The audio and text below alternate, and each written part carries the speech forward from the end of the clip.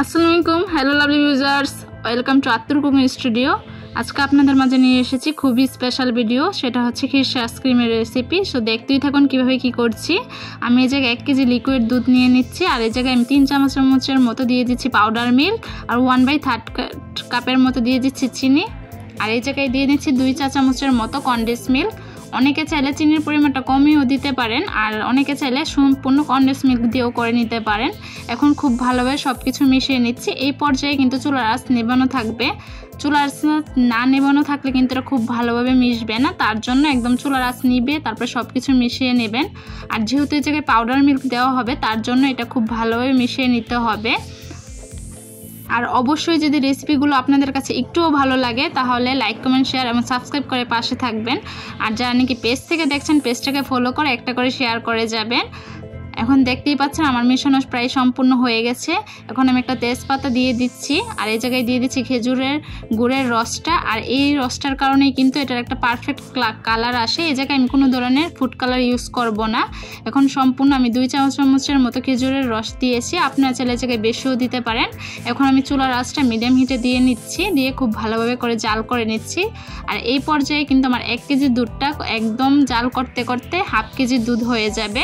যতটুকু দুধ নেবেন তার থেকে কমে যাবে। এখন আমি খুব ভালোভাবে এগুলো মিশিয়ে নিচ্ছি, আর এই পর্যায়ে চুলার আঁচ মিডিয়াম হিটে থাকবে। আর এমন একটা রেসিপি আইসক্রিমে, এত নামি দামের ব্র্যান্ডের আইসক্রিম না খেয়ে, এত টাকা খরচ না করে যদি ঘরে এরকম মজাদার একটা রেসিপি তৈরি করে নিতে পারেন আইসক্রিম, তাহলে তো কোনো কথাই নেই। সো আর দেরি না করে এটার রেসিপিটা দেখে সাথে সাথেই তৈরি করে ফেলুন এই মজাদার খিরসা আইসক্রিমটা। আমার ফ্যামিলি সবাই তো বলেছে ভালো হয়েছে, ইনশাল্লাহ আশা করছি আপনারাও বলবেন।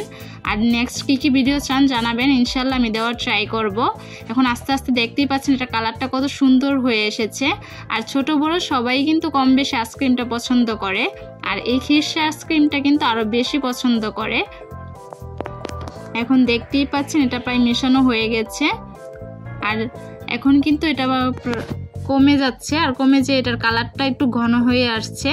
এখন আমি এটা নামিয়ে নিয়েছি, আর এই জায়গায় আমি ইউজ করে নিচ্ছি হুইপ ক্রিমটা। আমি হুইপ ক্রিমের কোন ব্র্যান্ড ইউজ করছি নাম বলবো না, কারণ নাম বললে এটার প্রাইসটাও অনেক উপরে হয়ে উঠে যাবে। যে কোনো সুপার শপ বা শপিং মলে যে আপনারা বেকারির কেকের ক্রিমের কথা বললে এটা দিয়ে দিবে।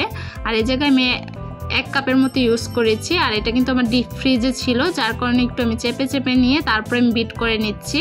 এ জায়গায় এমন কোনো কথা নেই যে ফাস্ট বা মিডিয়াম বা স্লো এরকম করে না, আমি ফাস্টই বিট করে নিচ্ছি। আমি এই জায়গায় 5 থেকে 7 মিনিটের মতো বিট করে নিচ্ছি। আর এটা কিন্তু কেকের ক্রিমের মতো হয়ে থাকবে না, এটা সম্পূর্ণ এটা আইসক্রিমের মতোই হয়ে থাকবে। আর আপনারা দেখতেই পাচ্ছেন আমি কিভাবে কি বিট করছি।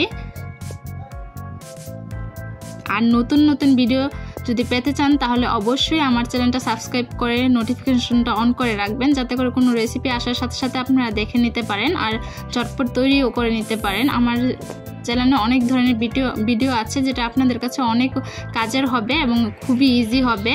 সো দেখতেই থাকুন কিভাবে কি করছে। আমার কিন্তু বিট করার সময় আপনারা দেখতেই পাচ্ছেন আস্তে আস্তে এটার কনসিস্টেন্সিটা কত ঘন হয়ে এসেছে।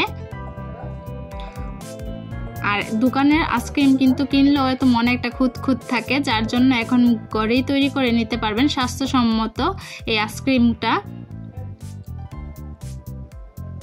আর এখন কিন্তু আমি যে আমার বিট করা হয়ে গেছে, বিট করা ক্রিমটা যেই খিরসাটা তৈরি করছি সেটা দিয়ে নিচ্ছি। আর এই খিরসাটা অবশ্যই ঠান্ডা করে নেবেন, কারণ গরমের সময় গরম থাকতেই কিন্তু এটা ক্রিমটা দিয়ে দিবেন না, তাহলে কিন্তু ক্রিমটা গলে যাবে।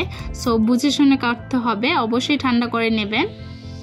এখন আমি সম্পূর্ণ ক্রিমটা দিয়ে তারপর আবার বিট করে নিচ্ছি, একদম ফার্স্টে বিট করে নিচ্ছি। আমি এই জায়গায় আর কোনো একটা পাত্র নেই, এই যে হাঁড়িতে খিরসাটা তৈরি করেছি সেটাতেই করে নিচ্ছি। সো এটা কি বলবো, এটা যদি আপনাদের কাছে ভালো না লাগে সো সরি। আর যদি বয়েজে কোনো ধরনের সমস্যা হয়ে থাকে তার জন্য দুঃখিত। আর যারা নাকি এই আইসক্রিমটা তৈরি করতে চান অবশ্যই ভিডিও শুরু থেকে শেষ পর্যন্ত দেখবেন, কারণ এই জায়গায় টিপস অ্যান্ড ট্রিক্স সব কিছুই দেওয়া আছে। আর যারা নাকি কেটে দেখবেন তারাও তৈরি করে নিতে পারেন, কিন্তু পারফেক্টভাবে নাও হতে পারে। তার জন্যই বলছি একটু সময় নেন হাতে, কিন্তু সময় নিয়ে সম্পূর্ণ ভিডিওটা দেখে তারপরেই পারফেক্টভাবে তৈরি করে নেন। আর কি কি ভিডিও চান কমেন্টে জানান, ইনশাল্লাহ আমি দেওয়ার ট্রাই করব। যেহেতু আপনারাও এখন আমার একটা ফ্যামিলি হয়ে গেছেন, ফ্যামিলির কাছে তো সব কিছুই শেয়ার করতে হয়, তার জন্য চালো কমেন্টে জানান কি কি রেসিপি দেওয়া যায়। এখন আমার প্রায় বিট করা হয়েই গেছে, আর বিট করার পর এটার থিকনেস কিন্তু দেখতেই পাচ্ছেন কতটা সুন্দর হয়েছে। তার জন্য আমি আপনাদের একটা স্কেচুলার সাহায্যে দেখিয়ে দিব এটা কীরকম কি হয়েছে। একদম হুবহু পারফেক্ট দোকানের মতোই কিন্তু এই আইসক্রিমটা হয়ে গেছে, যে কোনো ব্র্যান্ডের আইসক্রিমের মতো এটা হয়েছে। এখন দেখতেই পাচ্ছেন স্কেচুলার সাহায্যে আমি সব কিছু একসাথে মিশিয়ে নিচ্ছি। আর এটা কিন্তু কেকের ক্রিমের মতো তো হেভি হয়নি, একদমই পাতলা হয়েছে। আর যারা নাকি এই আইসক্রিমটা ডিপে রাখতে চান, ডিপে রাখতে গেলে 8 ঘন্টা রাখলেই হবে, কিন্তু নর্মাল ফ্রিজের যে ডিপগুলো আছে সেটা যদি রাখতে চান তাহলে 10 থেকে 12 ঘন্টা লাগবে। আর অবশ্যই এই জায়গায় ফ্রিজের টেম্পারেচারটা বাড়িয়ে দেবেন, তাহলে এটা তাড়াতাড়ি হয়ে যাবে। এখন আমি একটা আইসক্রিমের কোটাতেই নিয়ে নিচ্ছি, আপনারা চাইলে যে কোনো কন্টেনার বক্সেই নিতে পারেন। আর এখন গার্নিশের জন্য আমি যে কাজু ও কাঠবাদাম দিয়ে নিচ্ছি, আপনারা চাইলে আদার্স বাদামও দিতে পারেন, আর কিছু কিশমিশ দিয়ে দিচ্ছি। আমি প্রায় নর্মাল ফ্রিজের ডিপে রেখেছিলাম, যার জন্য আমার 12 ঘন্টা লেগেছে। আপনাদের যতক্ষণ টাইম লাগে দিয়ে নেবেন। আর এই গরমে কিন্তু মন প্রাণ দুইটাই ঠান্ডা হয়ে যাবে এই আইসক্রিম সার্ভ করতে। ঠান্ডা ঠান্ডা আইসক্রিম সার্ভ করলে তো কোনো কথাই নেই। এখন আমার আইসক্রিমটা কিন্তু হয়ে গেছে, এখন আমি কেটেই নিচ্ছি। যদি বরফ বেশি জমে যায় তাহলে বুঝবেন যে আইসক্রিমটা ঠিকভাবে হয়নি। আমারটা কিন্তু কাটার মধ্যেই দেখতে পাচ্ছেন যে এতটা বরফ হয়নি। সো কাটার পরে এটা কালারটাও কত সুন্দর হয়েছে। সো সবাই আমার ফ্যামিলির জন্য দোয়া করবেন আর রেসিপিগুলো ট্রাই করবেন। তাহলে আজকে এতটুকু আপনাদের মাঝে বিদায় নিচ্ছি। আল্লাহ হাফেজ।